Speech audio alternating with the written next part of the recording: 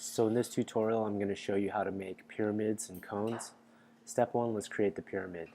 What you're going to want to do is orbit into a position where we're looking downwards, and this is helpful because as we lay down our first shape, we're going to select the rectangle icon, go to the origin. You'll want to make sure that this initial shape is a square. So as you move your cursor around, you're going to want to get to a point where the dotted line appears going from corner to corner of your shape, and also the square icon gets highlighted. Click once to lay down the bottom of your pyramid. What you're then going to want to do is select the line tool, click it once, and connect corner to corner on the square that you just laid down. What you'll need to do is then orbit to a position where the software will know if you drag this point upwards, that's a movement parallel to the vertical blue axis. So this is a pretty good position right here. Select the move tool, move over the center point, press and hold, and slowly move it upwards so you see that dotted blue line appear, indicating that we're dragging this up through the vertical axes. What you'll then need to do is close out the bottom of your pyramid because right now it's hollow. A simple way to do this is take the line tool again and go from corner to corner. You'll see that it now closes it off, and then you can use the eraser tool up here to clean up this line.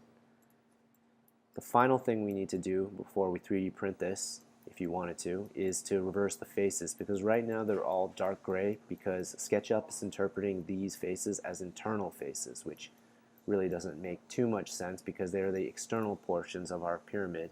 So highlight the whole object, right click on it, and then select reverse faces. And once I've done that, you'll see that it turns this nice white color. So everything should be good now. There's our pyramid. Alright, now it's time to create a nice little cone. So first highlight the whole pyramid and select the move tool and move it away from the origin, because the origin is a great place for us to start building this shape.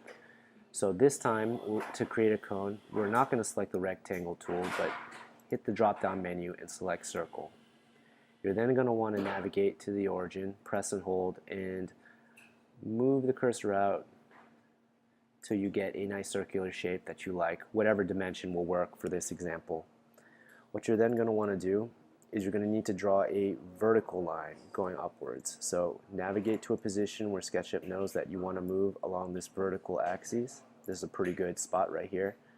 Press and hold, and then move your line up the blue axis and click. Once you've done this, what you're going to want to do is you're going to want to draw a line from the center of your circle out towards the perimeter, like so. And then finally, close off these two lines so it forms a triangle sticking up in the sky, almost like a sailboat sail. And from here, what we can do is we can create our cone. And the way we're going to do it is by using what's called the Follow Me tool. We have to think about this two-dimensional plane following the perimeter of the circle, and that's the best way to describe what's going to happen in the next few steps. So select the arrow tool and make a selection for the external portion of your perimeter. You'll see that it highlights in blue. Go to Tools, Follow Me, and then you're going to want to select the face which needs to follow that perimeter selected earlier, which is this.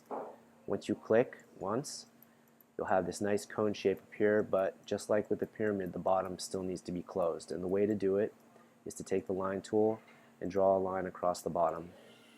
And just like the earlier example, you can clean up that line once it's been put in place. This time it looks like everything is that nice white color, indicating it's an external face. So we're all good in this instance. So we don't have to reverse any of the faces. That's how you create a cone.